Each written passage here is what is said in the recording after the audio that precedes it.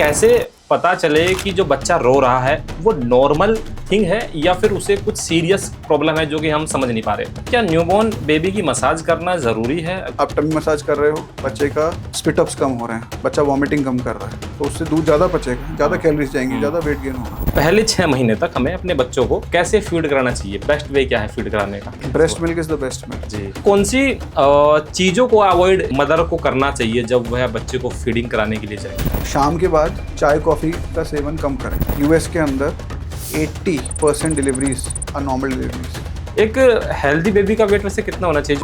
के से नीचे बच्चा है तो उसको लो बर्थ वेट बेबी बोलते हैं। बहुत सारे बेबीज ऐसे भी होते हैं जो मतलब सो नहीं पाते हैं रात में। सबसे बड़ा रामबाण है, बच्चे को गाड़ी में बैठाओ, एक चक्कर लगाओ रात में 3 बजे और बच्चा सो जाएगा, फिर आके सो जाता। एक मदर का मेरे पास मैसेज आया था इंस्टाग्राम के ऊपर, वो बोल रही थी कि सर मेरे को सुसाइडल थॉट्स आ रहे हैं, पूरी रात मुझे बैठ के ऐसे करना पड़ता है बच्चे पूरी रात।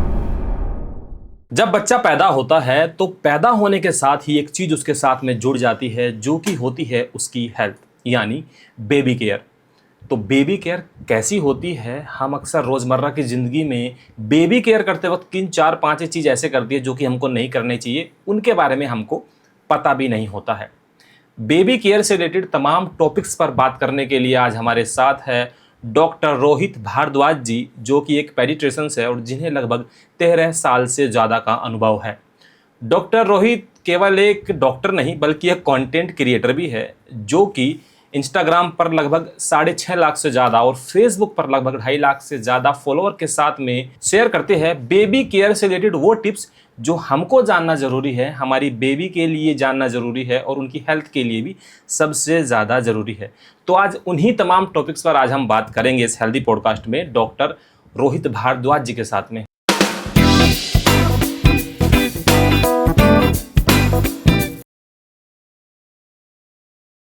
तो बहुत बहुत स्वागत है सर आपके हेल्दी पॉडकास्ट में। Thank you for having me. Thank you sir. Ankur ji, काफ़ी टाइम से प्लान चल रहा था हमारा। हाँ ये तो है, आज सक्सेस हो गया है। तो सर कैसे है आप, पहले तो ये बताइए। बहुत बढ़िया। तो सर आप एक पेडिट्रिशियन है, मतलब अक्सर रोज़ आप बहुत सारे बच्चों की हेल्थ को देखते हैं, उनको एनालिसिस करते हैं। तो जब बच्चा पैदा होता है तो पैदा होने के बाद, जब बच्चा पैदा नहीं होता है तो उनका डॉक्टर अलग होता है जिसे गाइनो बोलते हैं। पैदा होने के बाद में वो आपकी रिस्पॉन्सिबिलिटी हो जाती है। राइट। तो बच्चा पैदा होने के बाद 1 महीने तक हमें किस तरीके से जो है उसकी केयर करनी चाहिए? जी, तो फर्स्ट 28 डेज जो हम बोलते हैं जी, उस बच्चे को बोला जाता है नियोनेट। Neonate okay. 28 डेज के बाद बच्चे को बोलते हैं इन्फेंट, 1 ईयर तक। अच्छा। हाँ, तो फर्स्ट 28 डेज काफ़ी इंपॉर्टेंट है बच्चे की केयर के लिए, क्योंकि देखिए जितना स्ट्रेसफुल प्रोसेस एक मदर के लिए डिलीवरी, बिल्कुल बच्चे के लिए भी उतना ही स्ट्रेसफुल है। क्योंकि बच्चा पहले अपने एनवायरनमेंट में था, मदर की वूम में था, वहाँ ना लाइट थी, ना कोई साउंड थे, ठीक है, खाना था ना कुछ था। तो बच्चा अपने आप का एक एनवायरनमेंट बना के रखता है, फिर वो एक एनवायरनमेंट से दूसरे एनवायरनमेंट में जाता है। जी। जैसे हम भी, अगर मैं इंडिया से अमेरिका शिफ्ट हो जाऊँ तो मुझे बहुत प्रॉब्लम होगी ना वहाँ पे पहले 2-3 महीने। तो वही चीज़ को एज अ पेरेंट हमें अच्छे से रखना होता है। ओके। तो उसके लिए हम क्या क्या कर सकते हैं? हम बच्चे को स्टार्टिंग में डिमांड पे फीड करा सकते हैं। जैसे कि बच्चा जब भी डिमांड करे उस पर फीड कराइए। उसके साथ हम बच्चे को स्वेडल करके रख सकते हैं, मतलब बांधना जिसको बोलते हैं। उससे बच्चा कोजी फील करता है, बच्चे को लगता है अभी मैं वूम में हूँ, ठीक है। उसके साथ साथ हम बच्चे को स्किन टू स्किन कांटेक्ट दे सकते हैं। ओके। जैसे कि मदर एक चेयर के ऊपर है और बच्चे को अपने ब्रेस्ट के बीच में स्किन टू स्किन, बच्चे की चमड़ी और मदर की चमड़ी दोनों कनेक्ट होनी चाहिए।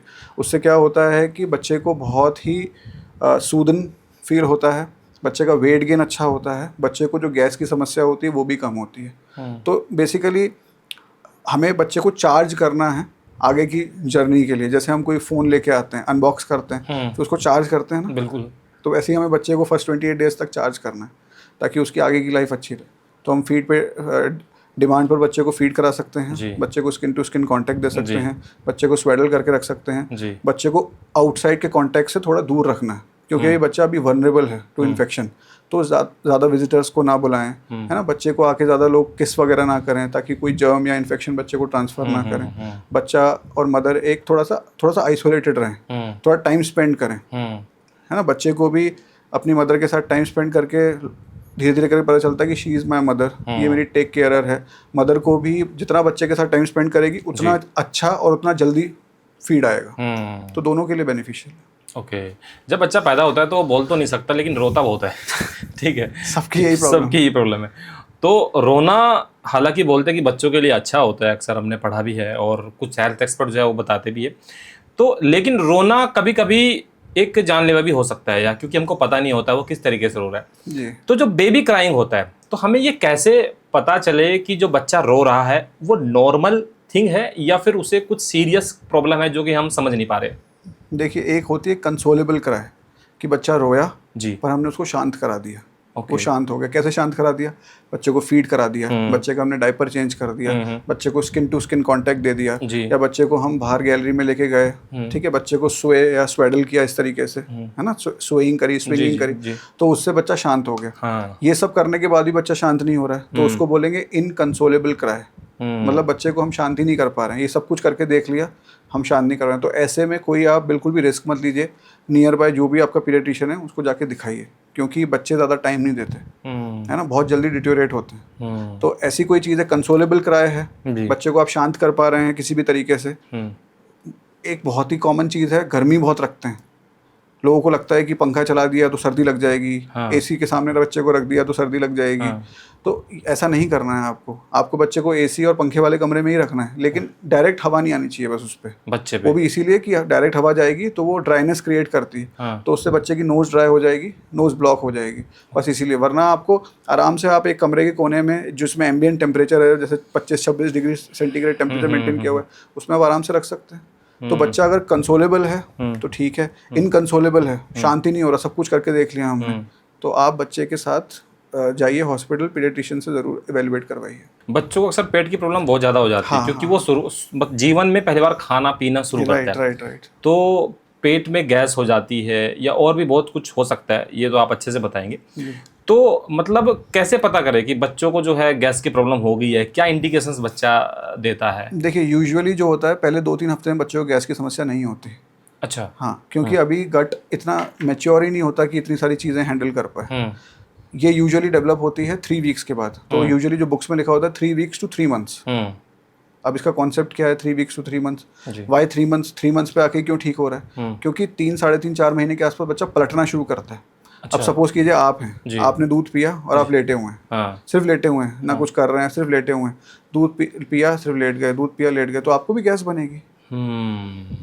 तो बच्चे को हमें मूवमेंट कराना जरूरी है। ओके। तो उन मूवमेंट्स में क्या क्या आता है? पहले बच्चे को कंधे पे लेके हम बर्पिंग कराते हैं, डकार दिलवाते हैं बच्चे को, उससे बच्चे को आराम नहीं मिलता तो हम टमी मसाजेस करते हैं बच्चे की, बच्चे का पैर पकड़ के ऐसे साइकिल चलाते हैं वो चलाते हैं। वो क्यों है? इसलिए क्या कि उसका गट में जो हवा है वो घूमे और बच्चे का हवा पास हो जाए, तो इसलिए हम कराते हैं।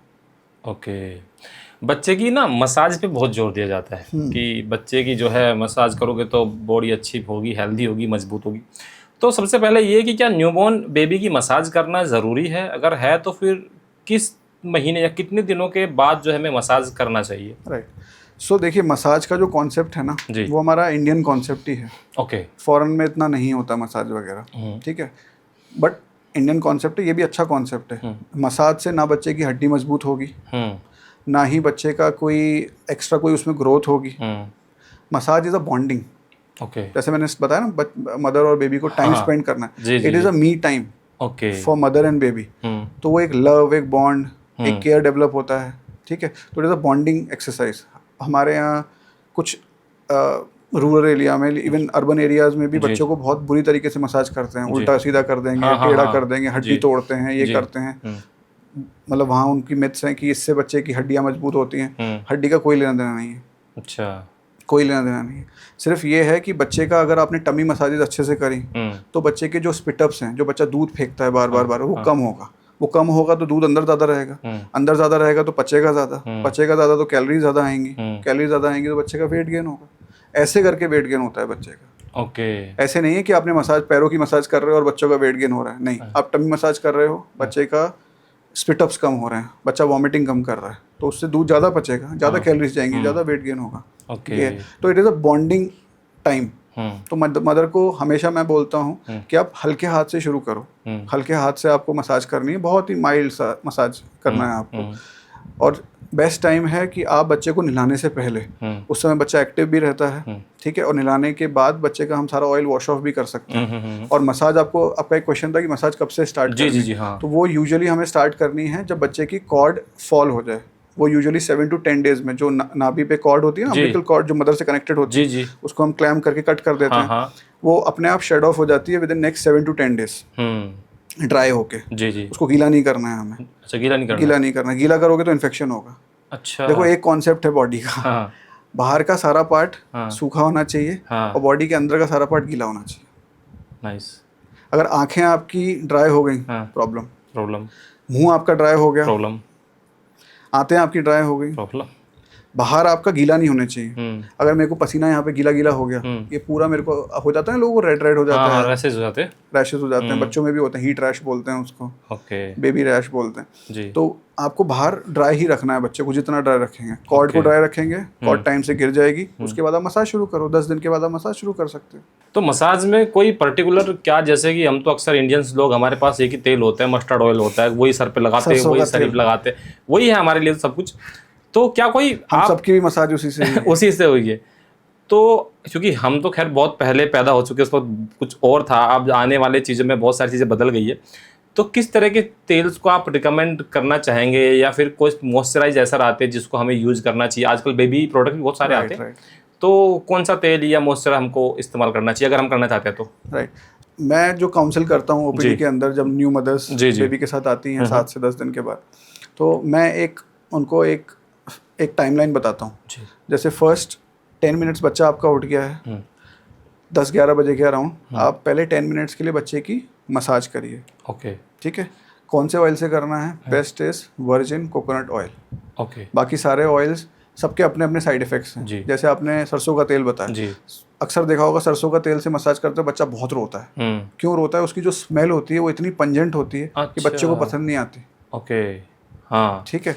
प्लस एक और मिथ है बहुत बड़ा कि मस्टर्ड ऑयल से मसाज करने से बच्चा गोरा हो जाता है। ऐसा कुछ नहीं होता। गोरापन, कालापन, व्हीटिश, ये सब आपको आपके पेरेंट्स ने दिया है, जेनेटिक्स से।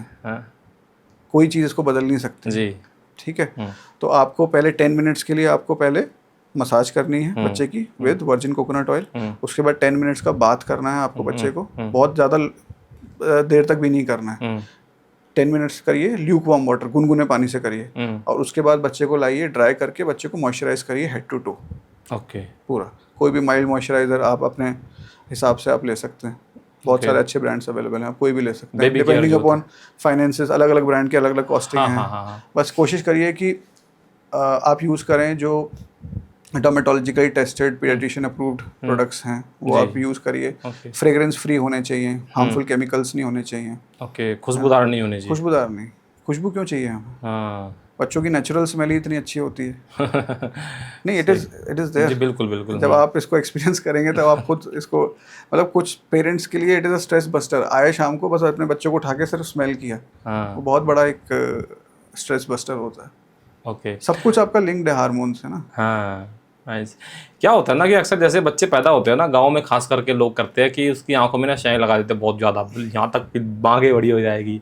मिथ भी है, और बहुत बड़ा मिथ है, बहुत बड़ा मिथ है, और लोग बहुत ऑफेंड भी हो जाते हैं जब हम इसको मना करते हैं। हाँ। तो बहुत सारे लोग लड़ने भी आ जाते हैं। अच्छा, आप इसको बताइए एक बार कि ये मत क्या करो यार, बच्चा दिक्कत तो नहीं जाएगा इससे।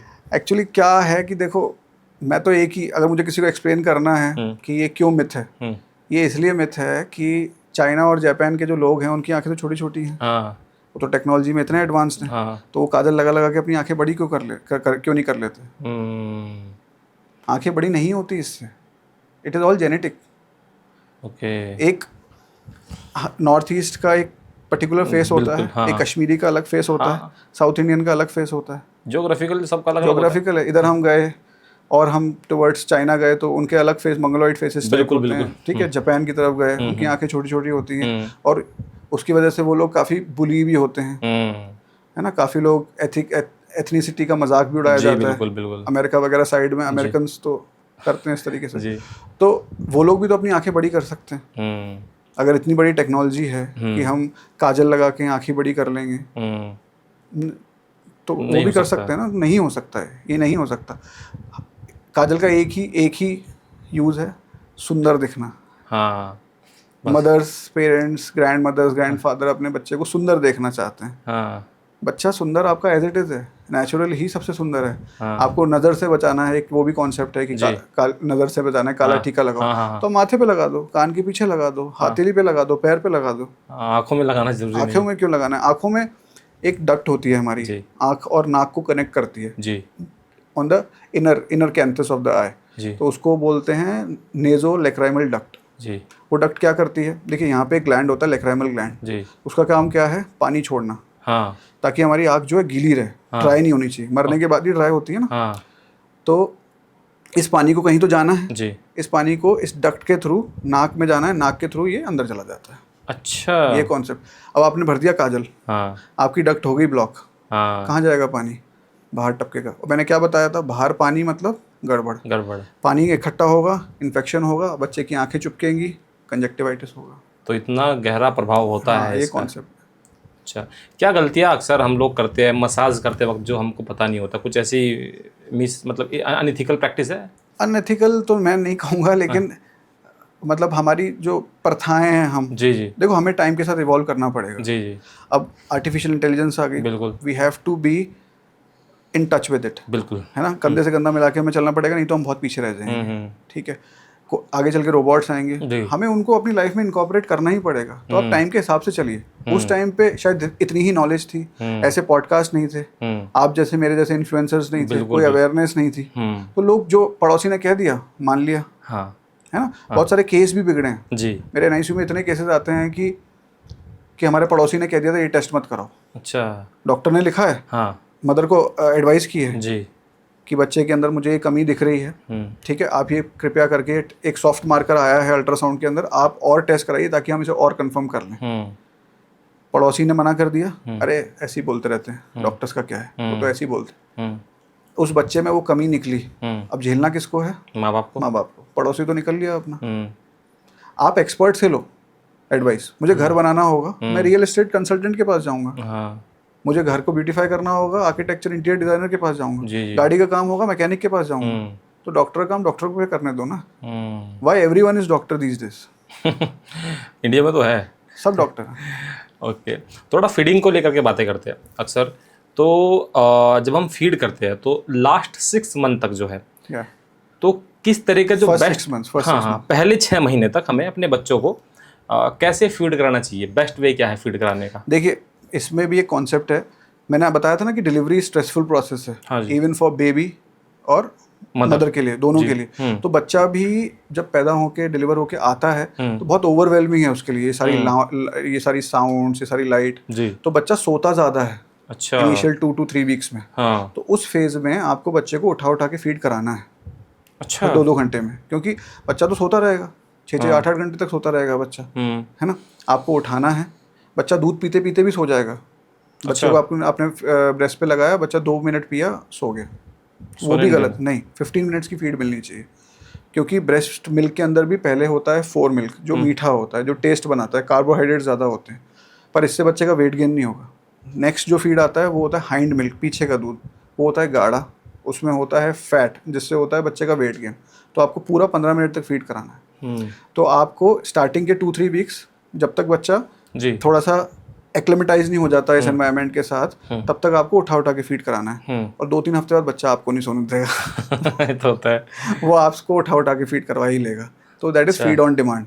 तो कोई बच्चे 2 घंटे में भी डिमांड कर लेते हैं, कोई 3 में करते हैं, कोई आधे घंटे में भी डिमांड करते हैं, कुछ बच्चे 15-15 मिनट में भी डिमांड करने लगते हैं। क्लस्टर फीडिंग बोलते हैं इसको। हर 1 घंटे में 4 बार फीड, 5 बार फीड। मदर्स परेशान हो जाती हैं, बहुत सारी मदर्स आती हैं मेरे पास कि सर ये तो इस पेट ही नहीं भरता है इसका। क्लस्टर फीडिंग बोलते हैं। क्यों होता है? बच्चे के अंदर कोई भी डेवलपमेंटल स्पर्ट आ रहा है, मेरे अंदर कोई भी चेंजेस हो रहे हैं मेरे बॉडी के अंदर, तो बच्चे को बहुत अनईजीनेस लगता है। तो उसको एक ही चीज़ दिखती है, मम्मी के पास जाना है, मम्मी के ब्रेस्ट से लगना है, और यही मेरे लिए सूदनिंग है, यही मेरे लिए सब कुछ अच्छा कर देगा। तो वो मदर के ब्रेस्ट पे सकिंग करता रहता है। तो दैट इज क्लस्टर फीडिंग। तो इट इज़ अ डेवलपमेंट का पार्ट। ये कुछ दिनों के लिए होगा, फिर उसके बाद ठीक हो जाएगा। गलतियाँ क्या करती हैं इस टाइम पे मदर? अरे इसका तो पेट नहीं भर रहा, लाओ फॉर्मूला लाओ, फॉर्मूला स्टार्ट कर दो। तो क्या होता है, यहाँ से हमारा डिमांड कम होगा, ब्रेन को लगेगा कि अरे ये तो डिमांड ही नहीं हो रहा, तो वो धीरे धीरे करके सप्लाई कम कर देगा, इधर से फॉर्मूला बढ़ता जाएगा। तो यूजुअली ये देखा गया है बहुत सारे हाउस होल्ड्स के अंदर कि 2 से 3 महीने तक तो मदर ने फीड करा दिया, उसके बाद से बच्चा फॉर्मूला फीड पे चला गया, क्योंकि घर वालों ने कह दिया अरे ये तो रोता ही रहता है। उसके रोने की जड़ तक जाइए ना, ये तो बार बार फीड मांगता रहता है। Cluster feeding it is a normal thing. 7 से 10 दिन तक रहेगा, फिर बच्चा ठीक हो जाएगा, फिर नॉर्मली फीड लेने लगेगा। ओके चलो, फॉर्मूला मिल्क पे तो हम और अच्छे थोड़ा सा बात करेंगे कितना सही है कितना नहीं। थोड़ा सा ये रॉन्ग जो प्रैक्टिस होती है उसको मैं थोड़ा सा जानना चाहता हूँ कि जो मदर्स फीडिंग कराते हैं तो रॉन्ग प्रैक्टिस क्या यूज़ करते हैं अक्सर वो? रॉन्ग प्रैक्टिस ये है कि मदर को फीड कराने नहीं देते। हाँ, पहले से ही ताने मारने शुरू कर देते हैं। हाँ, अरे तुझे तो फीड ही नहीं आ रहा, बच्चे का पेट नहीं भर रहा, हाँ, गाय का दूध ले आओ, भैंस का दूध ले आओ, थोड़े वैसे अर्बन हैं तो फॉर्मूला मिल्क दे दो। ऐसा नहीं, आपको सपोर्ट करना है एज अ फैमिली, है ना। फादर को, जो हस्बैंड है, वो पूरी फैमिली को एक ऐसा एनवायरनमेंट क्रिएट करना है जी, बेबी फ्रेंडली एनवायरनमेंट क्रिएट करना है, मदर बेबी फ्रेंडली। मदर को आप कंफर्टेबल बनाओ, मदर को आप सपोर्ट करो। सारी मदर्स को फीड आ जाएगा। बहुत सारी मदर्स को फीड इसी वजह से नहीं आता क्योंकि वो स्ट्रेस में रहती हैं, घर वालों का स्ट्रेस, घर वाले सपोर्ट नहीं करते। घर वाले कहते हैं कि हो तो गई डिलीवरी, कौन सा बड़ा काम किया है, 7 दिन बाद 10 दिन बाद चलो काम पे लगो, घर के काम संभालो, ये करो वो करो। तो इस सब चीज़ों में फंस जाती है मदर। तो एज अ फैमिली पूरा एक यूनिट काम करना चाहिए हमें, और मदर को सपोर्ट करना है, क्योंकि इन टर्न ये आपके बेबी के लिए ही बेहतर है। Mother's milk is the best milk. हाँ, बेस्ट, उसका कोई सब्स्टिट्यूट नहीं है। Breast milk is the best milk. Breast milk is the best milk जी। तो ना उसका कोई सब्स्टिट्यूट नहीं है, ना फॉर्मूला उसका सब्स्टिट्यूट है, ना काउ मिल्क उसका सब्स्टिट्यूट है, ना बफेलो, ना गोट, कुछ भी उसका सब्स्टिट्यूट नहीं है। तो हमें ऐसा एनवायरनमेंट बनाना है कि मदर ब्रेस्ट फीडिंग करा पाए। ब्रेस्ट फीडिंग कराएगी, उसको सही न्यूट्रिशन मिलेगा, ओमेगा 3 फैटी एसिड मिलेंगे, बच्चे का ब्रेन का डेवलपमेंट अच्छा होगा, है ना। आगे चल के बहुत ब्रेस्ट फीडिंग के बहुत बेनिफिट्स हैं। जो बच्चे एक्सक्लूसिवली ब्रेस्ट फीड होते हैं उनमें आगे चल के डायबिटीज़ कम होती है, हाइपरटेंशन कम होता है, इमोशनली स्ट्रांग होते हैं, है ना। अपने इमोशंस को कंट्रोल रेगुलेट करना आता है उनको बहुत अच्छे से। साथ ही साथ उनका ओमेगा 3 फैटी एसिड्स मिलते हैं, तो उनका ब्रेन का डेवलपमेंट भी बहुत अच्छा होता है, और मदर के लिए भी अच्छा है। मदर को पोस्टपार्टम डिप्रेशन से बचाता है ब्रेस्ट फीडिंग। अच्छा। पोस्टपार्टम स्ट्रेस से बचाता है, मदर के स्ट्रेस को कम करता है, क्योंकि मदर के लिए भी बहुत एक नई फीलिंग है, एकदम से बच्चा सामने आ गया। समटाइम्स मदर्स, मैंने बहुत सारी मदर से बात की महीने, 1.5 महीने, 2 महीने बाद, तो मैं पूछता हूँ कि आपको क्या, आप खुश हो, आपका बेबी हुआ है, आपको खुश, आप कैसे, आपको फील हो रहा है, खुश फील हो रहा है? कहते हमें कुछ फील ही नहीं हो रहा, ना मैं खुश हूँ ना मैं दुखी हूँ, मैं कहीं तो बीच में हूँ। तो ये होता है, this is postpartum blues, postpartum depression की तरफ मदर। अगर आप, मैं तो मदर्स को यही बोलता हूँ, अगर इस तरीके से आपको कुछ लग रहा है तो अपनी फैमिली से बात करिए, अपने फ्रेंड जिसके साथ आप कंफर्टेबल उससे बात करिए, और डॉक्टर की भी हेल्प लीजिए। ओके, क्या चीज़ें अभी आपने ना एक वीडियो आई थिंक डाला हुआ था, एक महिला गाय से सीधे दूध पिला रही थी, है ना, आपने डाला था ना वीडियो, मेरे याद आ गया। तो वो गाय से बच्चे को सीधे दूध पिला रही थी। कितना ख़राब है, मतलब इससे ख़राब तो कुछ हो ही नहीं सकता। अच्छा। और ऐसी वीडियोस को तो मैं छोड़ता ही नहीं हूँ, भाई लोग कुछ भी बोलें। हाँ हाँ, नहीं सही बात है, क्योंकि as a I have to be true to my profession. जी जी, मैं आपको खुश करने के लिए नहीं बैठा हूँ यहाँ। बिल्कुल सही बात है, मैं आपको सही एडवाइस देने के लिए बैठा हूँ। सही एडवाइस मिलेगी तो हमारी एज अ कंट्री भी सही ग्रो होगी, सही प्रोजेनी आएगी, सही बच्चे आगे चल के बनेंगे। आप सबसे पहले नॉर्मली हम क्या करते हैं, दूध हमारे घर में आता है, हम उसको उबालते हैं, गर्म करते हैं। आप डायरेक्टली दूध पिला रहे हो बिना पैस्चराइजेशन के। पैस्चराइजेशन करते हैं ना, बिल्कुल। पैस्चराइजेशन क्या होता है, उसको हम दूध को उबालते हैं जी, एक पर्टिकुलर टेम्परेचर पे, एक पर्टिकुलर टाइम के लिए, ताकि उसके जो जर्म्स हैं वो मर जाएं। हाँ। आप डायरेक्टली गाय का दूध पिला रहे हो तो आप इन्फेक्शन दे रहे हो बच्चे को। साल्मोनेला टाइफाइड जिसको बोलते हैं, वो इन्फेक्शन हो सकता है। इतने छोटे बच्चों को अगर टाइफाइड हो जाए तो इट इज़ डेडली। उसके साथ कोई हाइजीन नहीं, प्लस एनिमल तो एनिमल ही है ना, उसने पैर मार दिया तो गाय तो मारती है, गाय तो अक्सर मार देती है, क्यों नहीं मारेगी। हाँ। और सिंपल सी बात है, सारे दूध, आप देखो नेचर के साथ खिलवाड़ मत करिए जी। सब कुछ स्पीसीज स्पेसिफिक है। हाँ। हम कौन है, ह्यूमन स्पीसीज। हमारे लिए नेचर ने हमारे ह्यूमंस का दूध दिया है। गाय का दूध उसके बछड़े के लिए, आपके लिए नहीं है, ठीक है, उसके बछड़े के लिए नेचर ने दिया। आप नेचर के साथ खिलवाड़ मत करो, एक टाइम तक ही कर सकते हो।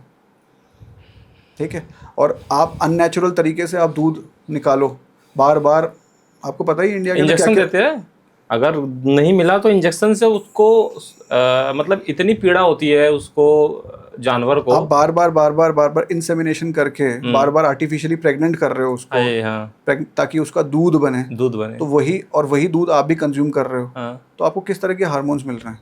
फिर आप बोलते हो कि आजकल कैंसर बहुत बढ़ गया है, हाँ, आजकल बीमारियां बहुत बढ़ गई हैं। आप अपनी लाइफस्टाइल भी तो देखो, आप क्या कर रहे हो। पहले क्या होता था, एक गांव का घर, उनकी खुद की गाय है जी, उसी में से वो लोग दूध लेते हाँ, थे, हाँ, हाँ, दैट इज़ फाइन, ओके, ठीक है। अब आपको प्रोसेस पता ही नहीं है, कितने मिडिल मैन है बीच में। बहुत सारे। पहले दूध उसका निकाला, हाँ, फिर उसको किसी ने उठाया, फिर एक जगह पे गया, उसका प्रेशराइजेशन किया, उसको थैली में भरा गया, फिर वो थैली आपके घर पे आ रही है। कितने हैंड्स हैं, बहुत सारे, और कितनी सारी चीज़ें इसमें ऊपर नीचे हो सकती हैं। लोग ऐड भी होते हैं, प्रिजर्वेटिव मिलते हैं, बहुत सारी चीजें होती बिल्कुल, कितना आता ही रहता है कि यहाँ से इतना किलो पनीर पकड़ा। अरे अभी फर्जी। रिसेंट जो है आगरा एक्सप्रेस वे से कितना, मुझे लगता है शायद पता नहीं कितना 42 क्विंटल की कितना पनीर को गड्ढे में दबाया गया है, राइट, ताकि कोई जानवर खा के मर ना जाए। सच में पूरा मैंने वो देखी है, बिल्कुल आप सही कह रहे हैं। अच्छा सर, कौन सी चीज़ों को अवॉइड मदर को करना चाहिए जब वह बच्चे को फीडिंग कराने के लिए जाए? तो देखिए, अननेसेसरी के रिस्ट्रिक्शंस मदर पे नहीं लगाने चाहिए। Okay. मैंने कहा ना, घर का माहौल स्ट्रेसलेस होना चाहिए।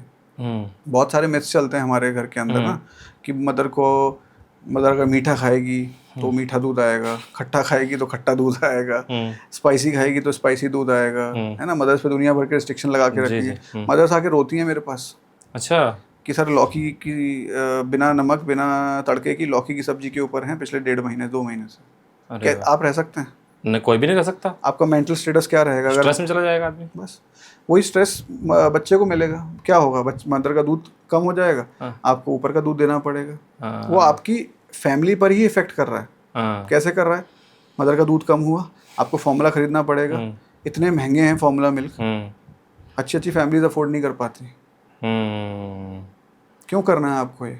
क्यों फाइनेंशियल बर्डन डालना है अपनी फैमिली के ऊपर, है ना। तो मदर्स के ऊपर अननेसेसरी रिस्ट्रिक्शंस नहीं लगाने हैं। सिर्फ 1-2 चीज़ें वो कर सकती हैं कि शाम के बाद चाय कॉफ़ी का सेवन कम करें। ओके। क्योंकि थोड़ा बहुत किसी स्टडीज़ में ऐसा बोला गया है, that also is not well proven, but किसी स्टडीज़ में ऐसा बोला गया है कि कैफीन जो है वो ब्रेस्ट मिल्क में सिक्रीट होता है, और वो कैफीन आपके बच्चे के अंदर जाएगा तो बच्चा जगता रहेगा रात के अंदर। हाँ, सही बात है। तो आपको लेनी है चाय कॉफ़ी, आप सुबह ले लीजिए, ओके, ठीक है। और कोई बहुत ज़्यादा रिस्ट्रिक्शंस नहीं लगाने, मदर को जो पसंद है वो खाने दीजिए। यूजुअली मदर को अपनी डाइट से 500 कैलोरीज ज़्यादा लेनी होती है। हम ऐसा बोलते हैं कि आप पहले अगर 3 रोटी खा रही थी तो आपको 4 रोटी खानी है, क्योंकि you have to have that energy, है ना, to produce milk for your newborn baby. तो आपको कैलोरीज आपको बढ़ाना है, 500 कैलोरीज इनटेक बढ़ाना है। पानी, हाइड्रेशन इज़ मस्ट, खूब सारा पानी पीना है आपको। और एक और मिथ है कि ज़्यादा दूध पियोगे तो ज़्यादा मिल्क बनेगा, तो दूध पे ही रहती हैं, 4-4 5-5 ग्लास दूध पिलाते रहते हैं, वो भी गलत है। उससे ही मदर की हेल्थ इफेक्ट होती है, क्योंकि दूध के अंदर कैल्शियम है, एग्रीड, कोलेस्ट्रॉल भी तो है, कोलेस्ट्रॉल बढ़ जाएगा, आपकी हेल्थ खराब होगी। ओके। सब मॉडरेशन में आप सब कुछ लीजिए। आप बाहर का भी खा सकते हैं, ऐसा नहीं है कि आप बाहर का नहीं खा सकते, ये नहीं कर सकते। You have to keep yourself happy. अगर आपने उस फेज में हैप्पी रख लिया तो मदरहुड बहुत अच्छा जाता है। अगर दुनिया भर के एक तो मदर के पास बच्चे का स्ट्रेस, एक नया रिस्पॉन्सिबिलिटी आ गई, ऊपर से घर वाले और स्ट्रेस दें, तो फिर it is quite difficult. Okay, तो स्मोकिंग वगैरह, लिकर वगैरह पूरी तरीके से हटा देना, ये तो बिल्कुल नहीं करना है, बिल्कुल भी नहीं करना है। नहीं, कुछ लोगों को होती है ना, हैबिट होती है ना, छोड़नी एडिक्शन होता है, तो बच्चा मत करिए। You have to be a responsible parent. बिल्कुल, ऐसा नहीं है, पहले की तरह नहीं है कि कर लिया अपने आप पल जाएंगे। अब बच्चे अपने आप नहीं पलेंगे। मदर फादर सबको इन्वॉल्व होना पड़ेगा जी, ठीक है। Things have changed a lot, people are more aware these days, है ना, लोगों को समझ है, अवेयरनेस बहुत है। लड़कियां भी पढ़ी लिखी हैं, they know their rights well, है ना। तो आपको एज अ टीम ही काम करना पड़ेगा। इस तरीके से नहीं हो सकता कि आप कुछ भी आप कर दें बच्चे के लिए। तो you plan a pregnancy properly. तो मैं तो बहुत सारे पेरेंट्स को बोलता हूँ कि आप डॉक्टर से प्रेगनेंसी, आप गायनेकोलॉजिस्ट तो मिलते ही हैं, आप पीडियाट्रिशियन से ही मिलना शुरू करिए। आप समझिए उस प्रोसेस को। जैसे हम अभी बात कर रहे हैं, आई डोंट नो कितने लोग ये पॉडकास्ट देखेंगे, बिल्कुल, ठीक है, but if you are planning a pregnancy, if you are planning a baby, if the wife is pregnant, आप गायनेकोलॉजिस्ट के पास जाते ही हैं, आप पीडियाट्रिशियन से भी मिलते रहिए महीने 2 महीने में, अपनी टेस्ट दिखाते रहिए, वो कुछ आपको एडवाइस दे दे, प्लस ही और she will plan your journey, motherhood journey. वो आपको पहले से ही बताएगा कि ये चीज़ आपके साथ होने वाली है, तो ये नॉर्मल है, इसमें घबराने वाली बात नहीं है। वो कुछ कुछ चीज़ें आपको बता देंगे कि ये चीज़ नॉर्मल है, तो इसमें घबराने वाली बात नहीं है। तो आपकी जर्नी जो है मदरहुड की, वो थोड़ी स्ट्रेस फ्री रहेगी। डॉक्टर रोहित, कुछ महिलाओं को जो है मतलब प्रेगनेंसी के बाद भी, जो बच्चा हो जाता है उसके बाद भी जो है ब्रेस्ट मिल्क आना थोड़ा कम होता है। कुछ लोगों को तो सुना है कि आता ही नहीं है। एक तो उसके पीछे का कॉज क्या है? किन महिलाओं में इस तरह की समस्याएं जो है वो आ जाती है? ऐसी कोई मदर नहीं है जिसको ब्रेस्ट मिल्क नहीं आता। तो फिर ऐसा क्यों बोला जाता है कि मेरे बोलने के लिए तो कुछ भी बोलते हैं ना, गाँव में दूध नहीं उतर रहा है ऐसे बोलते हैं। क्या प्रोसेस हो सकता है? देखो, इस चीज़ का तो कोई इलाज नहीं है। इस चीज़ का इलाज है पढ़ाई लिखाई। अच्छा, जैसे जैसे देश और पढ़ेगा लिखेगा, अपने आप ये समझ आ जाएगी। ओके, है ना। देयर इज अ डॉक्टर किसी चीज़ के लिए डॉक्टर बना है ना, वो चीज़ पढ़ के बना है। ऐसी कोई मदर नहीं है। मदर को एफर्ट लगाना पड़ेगा, घर वालों को सपोर्ट करना पड़ेगा, सिंपल सी बात है। और सबसे अच्छी चीज़, अगर आप चाहते हो कि आपके बच्चे को अच्छे से ब्रेस्ट मिल्क मिले, तो frequently feed your baby, regularly feed your baby. Regular time पे बच्चे को फीड कराते रहो। कुछ लोग क्या करते हैं, दिन में अच्छे से फीड कराएंगे, रात में चलो फॉर्मूला दे देते हैं। मदर को आराम भी तो करना है। हाँ, है ना, फॉर्मूला दे देते हैं, क्या हो गया? 1 आध 2 से क्या होता है? होता है, अच्छा, एक हार्मोन होता है, प्रोलैक्टिन बोलते हैं उसको। ओके, तो उसका जो सीक्रेशन है, वो आप उसका ग्राफ अगर देखेंगे तो उसका ग्राफ ऐसे ऐसे करके बढ़ता है, और रात में उसका पीक होता है। वो ब्रेस्ट मिल्क सिक्रीशन के लिए होता है वो हार्मोन। अच्छा, तो अगर रात में बार बार आप स्किप करोगे फीड्स, तो क्या होगा? ब्रेन को क्या सिग्नल जाएगा कि रात में रिक्वायरमेंट नहीं है, तो उस हार्मोन का सिक्रीशन कम कर देगा रात में, और धीरे धीरे करके फीडिंग भी कम हो जाएगी। ओके, फिर आपको फॉर्मूला पे जाना पड़ेगा। तो इसका, चलो अब पूछेंगे कि मदर क्या आराम ना करे? रात भर बैठ के फीडिंग कराती रहे, दिन में भी फीडिंग कराती है, रात में भी, और कुछ काम नहीं करना क्या उसको? ठीक है, मदर को आराम करना है, तो इसमें फादर का रोल आता है। मदर को आराम करना है तो वो फीड अपना एक्सप्रेस कर ले। एक्सप्रेस करना मतलब ब्रेस्ट आर्टिफिशियल मशीन्स आती हैं, जो ब्रेस्ट पंप्स होते हैं, जो ब्रेस्ट पे लग जाते हैं, वो सक करते हैं और ब्रेस्ट आपका कलेक्ट हो जाता है। उस फीड को आप रात को दे दो, मदर आराम कर ले, और फादर या ग्रैंड मदर या जो भी हेल्पर हैं वो आके रात को बच्चे को वो वाला फीड दे दे। ओके, तो आप इस तरीके से कर सकते हो। इसमें क्या है, 2 फायदे हो रहे हैं। एक तो स्टिमुलेशन भी हो रहा है, तो ब्रेन को लग रहा है कि अभी भी रिक्वायरमेंट है, तो वो देगा, सप्लाई अपना करता रहेगा कंटिन्यू, प्लस आपके बच्चे को भी माँ का दूध मिल रहा है। ओके, फॉर्मूला मिल्क पे आते हैं।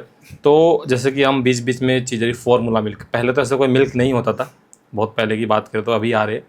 तो फॉर्मूला मिल्क का फॉर्मूला क्या है? पहली बात तो मैं ये जानना चाहता हूँ कि ये बच्चों के लिए सच में ही बेनिफिट है, या फिर ये अन्य मिल्क की तरह एक बनाया हुआ केमिकल से कुछ न्यूट्रिएंट्स लगा के बना के है, इसको आप दे सकते हैं, बट ऐसा कोई बेनिफिट नहीं है कि बच्चे को वही सब चीज़ें मिलेगी जो माँ के दूध से मिलती है। तो पहले फार्मूला मिल्क के बारे में जानना चाहता हूँ। फार्मूला मिल्क सेफ है कि नहीं है बच्चे के लिए? एब्सोल्युटली सेफ है।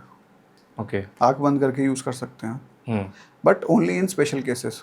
अच्छा, नॉट फॉर रेगुलर केसेस। ऐसा नहीं है कि आजकल क्या ट्रेंड बन चुका है हर चीज़ का, कि डिलीवरी मतलब सिजेरियन, जी हाँ, दूध मतलब फॉर्मूला, हाँ, ऐसा ये सब गलत है। ओके, आपको डिलीवरी के लिए भी गायनेकोलॉजिस्ट ज़्यादा बताएंगे, जी, पर आपको ट्राई करना चाहिए कि आप नॉर्मल डिलीवरी ही कराएं। ओके, कोशिश करनी चाहिए। अगर आप वेस्ट का डाटा देखेंगे जी, यूएस के अंदर 80% डिलीवरीज आर नॉर्मल डिलीवरीज। सब लोग कहते हैं ना कि वेस्ट से सीखो, वेस्ट से सीखो, तो ये सीख लो ना। सही बात है, सही बात है। 20% आर सिजेरियन, वो भी इंडिकेटेड सिजेरियंस। जैसे कि आपका बच्चा प्रीटर्म है, अच्छा, वजन बहुत कम है उसका, 1 किलो का है, 1.5 किलो का है, जी, मदर को कोई प्रॉब्लम है, प्लेसेंटा प्रीविया हो गया, जी, है ना। क्या होता है प्लेसेंटा? प्लेसेंटा प्रीविया मतलब वहाँ पे आके जो प्लेसेंटा है, वो जैसे बच्चेदानी है, जी, जी, है ना, बच्चेदानी में प्लेसेंटा ऊपर चिपकता है, जी, वो नीचे आके एकदम जो वजाइना का मुंह है उसके ऊपर चिपक गया, तो बंद हो जाएगा रास्ता। तो उससे क्या होगा, बच्चे को अगर हम वजाइनली निकालेंगे तो मैसिव ब्लीडिंग हो जाएगी वहाँ से। हाँ, तो इस केस में it is absolute Contra indication है नॉर्मल डिलीवरी। इसमें आपको सिजेरियन से ही बच्चा निकालना पड़ेगा। अच्छा, ठीक है, तो ये चीज़ है। ओके, तो आप फॉर्मूला के बारे में पूछ रहे थे। जी। तो formula milk can be used, absolutely safe, but only in special conditions. Regular use नहीं करना चाहिए। ओके, ठीक है कि बट एक और चीज़ मैं बोलूँगा, ब्रेस्ट मिल्क तो बेस्ट मिल्क है ही जी। But next best substitute to breast milk is formula milk, अच्छा, not cow milk, not buffalo milk, not goat milk, okay, है ना। ब्रेस्ट मिल्क तो बेस्ट है ही, लेकिन अगर उसका नेक्स्ट सब्स्टिट्यूट अगर मुझे चाहिए, नंबर 1 तो ब्रेस्ट मिल्क है, अगर उसका चाहिए तो नंबर 2 पे फॉर्मूला ही आएगा।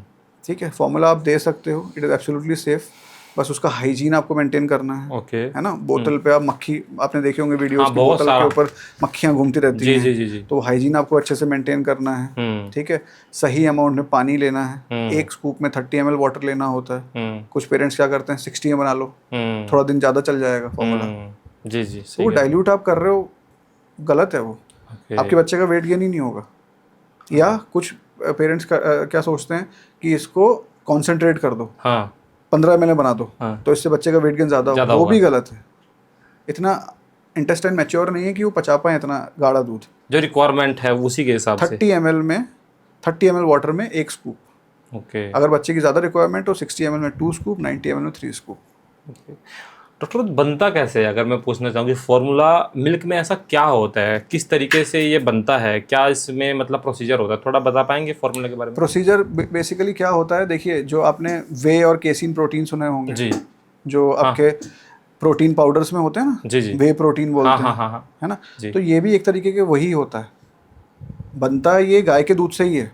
अच्छा, हाँ, उसको फ्रीज ड्राई करके हम बनाते हैं, लेकिन उसका जो वे केसिन रेशियो है उसको हम मैच कराने की कोशिश करते हैं ब्रेस्ट मिल्क के साथ। ओके, काउ मिल्क का वे केसिन रेशियो अलग अलग होता है, मिसमैच होता है जी, बट ब्रेस्ट मिल्क का जो वे केसिन रेशियो होता है उसके साथ हम मैच करने की कोशिश करते हैं फॉर्मूला मिल्क की। इसीलिए हम बोलते हैं कि next best substitute to breast milk is formula milk. Okay, पता कैसे चलेगी, जैसे बच्चा फीडिंग कर रहा है, दूध पी रहा है, तो कैसे पता चले कि बच्चे को प्रॉपर तरीके से दूध मिल चुका है, अब वो उसे कोई ज़रूरत नहीं है, कुछ ऐसा सिग्नल देता है बच्चा? सबसे बेस्ट सिग्नल है जी, बच्चे का वेट गेन। अच्छा, अगर बच्चा वेट गेन अच्छे से कर रहा है, इसका मतलब उसको दूध अच्छा मिल रहा है, इनफ मिल रहा है, एडिक्वेट मिल रहा है। ओके, ठीक है। अब आप एकदम माइक्रो मैनेज करने जाओगे कि आज सुबह तो अच्छे से नहीं पिया लेकिन रात को अच्छे से पी लिया, ये 2 दिन इसके खराब गए, दूध नहीं पी रहा बच्चा। हमें एक दिन की साइकिल नहीं है जी, ये पूरी जर्नी है। हाँ हाँ, ठीक है, पूरी जर्नी है। तो हमें मोटा मोटा क्या देखना है कि पहले 3 महीने में जी, बच्चा हर महीने 900 ग्राम वेट गेन करता है। अच्छा, ठीक है, उसके नेक्स्ट 3 महीने में जी, बच्चा हर महीने 600 ग्राम वेट गेन करता है, और उसके 6 महीने बाद मतलब 6 मंथ्स से लेकर 1 साल के बीच में जी, बच्चा सिर्फ और सिर्फ पूरे महीने के अंदर सिर्फ 300 ग्राम जी, गेन करता है।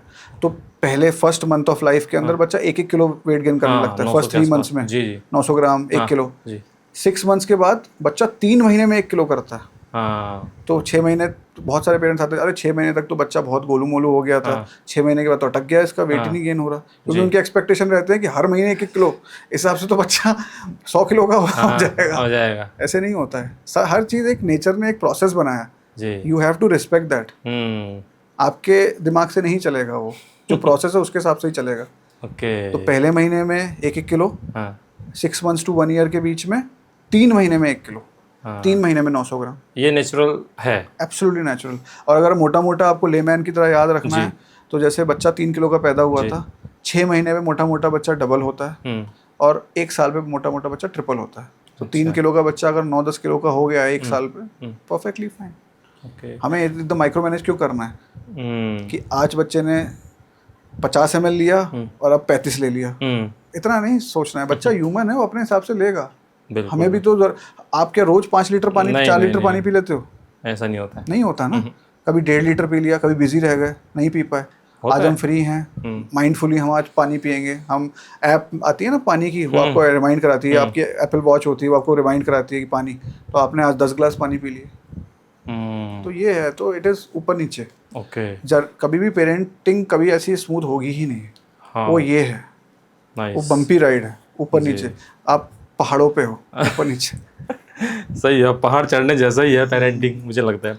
एक हेल्दी बेबी का वेट वैसे कितना होना चाहिए जो न्यू बॉर्न बेबी होता है? यूजुअली 2.5 kg से अगर ऊपर है बच्चा दैट इज़ फाइन। 2.5 kg से नीचे बच्चा है तो उसको लो बर्थ वेट बेबी बोलते हैं। और हाईएस्ट कितना हो सकता है? कितना भी हो सकता है, 4, 4.5, 5। अभी मैंने रिसेंटली पोस्ट किया था, एक बच्चा 4.8 kg का था मेरी स्टोरी पे। 4.8 kg, 4.5 किलो का बच्चा न्यू बॉर्न। यस, 5 kg तो नॉर्मल डिलीवरी है कि सिजेरियन? सिजेरियन था वो। सिजेरियन था, वो हो ही नहीं पाएगी। हो तो जाएगी, वो भी हो जाएगी, प्रॉब्लम बट होगी उसमें सपोर्ट चाहिए, माँ का। मदर का सपोर्ट चाहिए। Gynaecologist should be skilled enough, she should have confidence. सब कुछ खेल कॉन्फिडेंस का ही है ना। 4.8 kg इजीली डिलीवर होता है। मतलब ज़्यादा ही हेल्दी बच्चा था। उसमें वो ये था कि मदर डायबिटिक थी। ये था, ये मैं इस पे आने वाला था। हाँ। डॉक्टर राका गुलेरिया जी ने बोला था कि जो डायबिटिक मदर्स होती है उनके बच्चा फूल जाता है अंदर। हाँ, ओबीज होता है। मैक्रोसोमिया बोलते हैं उसको। हाँ। और इसको बोलते हैं IDM, infant of diabetic mother. ठीक है, तो वो उसमें एक तरीके का एक रिस्क फैक्टर आप मान लीजिए। मैक्रोसोमिया बेबीज़ के अंदर उनको हाइपोग्लाइसीमिया मतलब शुगर कम होने के चांसेस ज़्यादा होते हैं। उनको पॉलीसाइथीमिया मतलब खून का गाढ़ा हो सकता है। पॉलीसाइथीमिया की वजह से उनको जॉन्डिस भी हो सकता है, थोड़ा सा रिस्क में रहता है। और उनको कभी कभी लंग्स रिलेटेड प्रॉब्लम भी हो जाती है जिसके लिए उनको सपोर्ट की रिक्वायरमेंट हो जाती है। तो बच्चे को ओबीज कहेंगे, हेल्दी नहीं। मतलब हम ओबीज नहीं बोलते, हम LGA बोलते हैं। LGA large for gestation age. Okay. जैसे आपका 3 चीज़ें होती हैं, एक होता है SGA small for gestation age, एक होता है AGA appropriate for gestation age. मतलब उस टाइम के हिसाब से बच्चे का वेट परफेक्ट है। हाँ। या उस टाइम के हिसाब से बच्चे का वेट कम है तो स्मॉल फॉर जेस्टेशन एज, और अगर उस टाइम के हिसाब से बच्चे का वेट ज़्यादा है तो large for gestation age. Okay. Gestation मतलब महीने हम बताते हैं, हमारे टर्म्स में ऐसा रहता है कि 37 हफ्ते के बाद जो बच्चा पैदा हुआ वो टर्म बच्चा है, मतलब पूरा टर्म कंप्लीट हो चुका है उसका। 37 हफ्ते से पहले पैदा हो गया तो प्री टर्म बोलते हैं हम उसको। 37 के बाद कभी भी पैदा हो जाए कोई प्रॉब्लम नहीं है? कोई प्रॉब्लम नहीं है। ओके। डॉक्टर रोहित, थोड़ा स्लीपिंग पैटर्न को लेकर के बातें करते हैं जो बेबीज़ में अक्सर होता है। तो अक्सर क्या होता है, कुछ बच्चे होते हैं जो रात में बहुत जगते हैं और वो जल्दी उठ जाते हैं। सारे बच्चे जगते हैं। ये क्या होता है, मतलब ये नॉर्मल साइन है या फिर कुछ इसके पीछे भी कुछ ऐसा हो सकता है कि जो उनकी हेल्थ के रिगार्डिंग कंसर्न हो? स्लीप जो है वो डेवलपमेंट का ही पार्ट होता है जी। तो बच्चों के अंदर क्या है, साइकिल सेट नहीं होती। क्योंकि मैंने बताया ना, मदर की वूम में रहते हैं, वहाँ तो अंधेरा ही रहता है, उन्हें कुछ दिखता ही नहीं है, पूरा हर समय डार्क ही डार्क रहता है। यहाँ आके एज अ पेरेंट हमें उन्हें हेल्प करनी चाहिए कि उनका स्लीपिंग टाइम सेट हो, पैटर्न सेट हो, साइकिल सेट हो। ठीक है, तो डे टाइम में आप कोशिश करिए कि बच्चे को नॉर्मल लाइट में रखें। साउंड्स जो नॉर्मल आपके घर में खटपट यूटेंसिल्स की होती है या आना जाना, बेल रिंग हो रही है, वो सब हो रहा है। और रात में एकदम काम एनवायरनमेंट, डिम या नो लाइट्स, बिल्कुल भी लाइट्स नहीं। कुछ मदर को एप्रीहेंशन होता है कि बच्चा छोटा है, मैंने करवट लेके उसके ऊपर सो गई, तो आप छोटा सा हल्का सा एक बल्ब जला लीजिए। ठीक है, प्लस इसमें भी इम्पोर्टेंस है नाइट फीडिंग का। नाइट में मदर के मिल्क में मेलाटोनिन ज़्यादा होता है। Melatonin is a slip hormone. वो बच्चे के अंदर जाएगा तो बच्चा सोएगा। प्लस बच्चे के अंदर, जैसे कि मैंने आपको बताया, ये नॉर्मल क्यों है, क्योंकि बच्चे के अंदर अलग अलग डेवलपमेंट होते रहते हैं। ब्रेन डेवलप हो रहा है रैपिडली। फर्स्ट 2 ईयर्स में 70 to 80% बच्चे का ब्रेन डेवलप हो जाता है। आपने देखा होगा काफ़ी सारे बच्चों के सर बड़े बड़े लगते हैं लेकिन शरीर छोटे छोटे लगते हैं। जी। वो क्यों है, क्योंकि उन सबसे ज़्यादा ऑर्गन जो इंक्रीज होता है साइज में वो है ब्रेन। तो ब्रेन डेवलप हो रहा होता है, बच्चों को अलग अलग चीज़ें हो रही होती हैं, जैसे कि बच्चे के दांत निकल रहे हैं, है ना। बच्चा कभी बीमार पड़ गया, बच्चे को सर्दी खांसी हो गई तो उसमें बच्चे की स्लीप हैम्पर हो जाती है। बच्चे को कोलिक होता है इनिशियल फर्स्ट मंथ में टू सेकंड मंथ में, बच्चा कोलिक की वजह से ज़्यादा परेशान रहता है। कोलिक क्या होता है, इवनिंग में ज़्यादा स्टार्ट होता है, इवनिंग से लेकर रात तक चलता रहता है। बच्चे को गैस की जो समस्या होती है तो उसमें बच्चा नहीं सो पाता है। तो ये सब पार्ट एंड पार्सल है। तो ऐसा अगर आप पेरेंट बनने वाले हैं तो आप याद रखिए कि पहले 2 साल नींद को भूलिए थोड़ा सा। अच्छा, क्या रूटीन करना चाहिए एक पेरेंट्स को अपने न्यू बॉर्न बेबी के लिए, जिससे कि उसका थोड़ा सा पैटर्न, हालांकि जगह तो है ही, फिर भी थोड़ा सा रूटीन सेट हम बेटर कर सकते हैं। हाँ, हम इसको परफेक्ट नहीं कर सकते। अच्छा, एक एडल्ट की तरह आप चाहो कि मैं बस लाइट बंद करते ही मैं उल्टा करके बेड पे तकिया लगा के सोया और सीधा सुबह उठा, वो नहीं होगा। अच्छा, हाँ, वो नहीं होगा।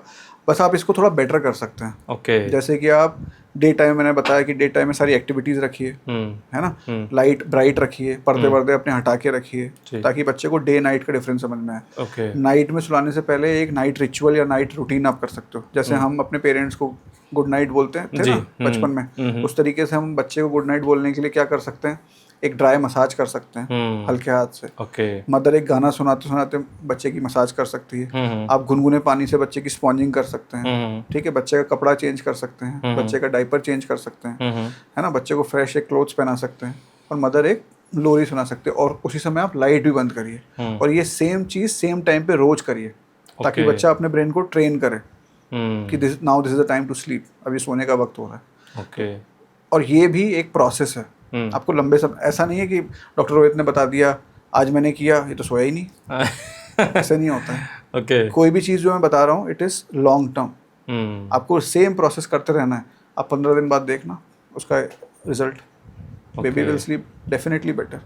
उसके अलावा भी एक मेथड है 5S मेथड बोलते हैं उसको। तो उसके अंदर हम 5S यूज़ करते हैं। फर्स्ट S है सकिंग। सकिंग मतलब बच्चे को फीट पे लगा लीजिए, बच्चे सक करते करते सो जाते हैं। अच्छा, ठीक है। दूसरा है स्वेडलिंग। स्वेडलिंग मतलब बच्चे को बांध के रख दिया हमने, पूरा हाथ पैर उसके अच्छे से बांध के रख दिए। पर ये भी आप सिर्फ फर्स्ट मंथ में ही कर सकते हैं। उसके बाद ज़्यादा बांधेंगे तो that is not good for the baby. बच्चा भी इरिटेबल रहता है और ब्रेन डेवलपमेंट को भी हैम्पर करता है, क्योंकि बच्चे को ना हाथ पैर अपने हिलाने हैं। बच्चा हाथ पैर हिलाएगा तो उसको स्पेशल रिकॉग्निशन होगा कि मेरे हाथ की जो रेंज है वो यहाँ तक है, मेरा कान यहाँ पर है। बच्चे अपने कान छूते रहते हैं बहुत बार। बहुत पेरेंट्स का होता है सर ये कान को ऐसे ऐसे करता रहता है, क्या है ये? कुछ नहीं है, एक नई चीज़ उसको दिखी है, टच करके देख रहा है ना। मेरे सामने भी आप रोबोट ला के रख दो, मैं तो एकदम फैसिनेट हो जाऊंगा, मैं उसको टच करता रहूंगा। क्या है, क्या नई चीज़, इट इज़ अ नई चीज़ फॉर द बेबी। तो पहला मैंने आपको बताया सकिंग, दूसरा मैंने आपको बताया स्वेडलिंग, तीसरा हो गया स्विंगिंग या स्वेइंग। ये होता है ना हिला, बहुत सारे क्रिकेटर्स भी करते हैं इस तरीके से।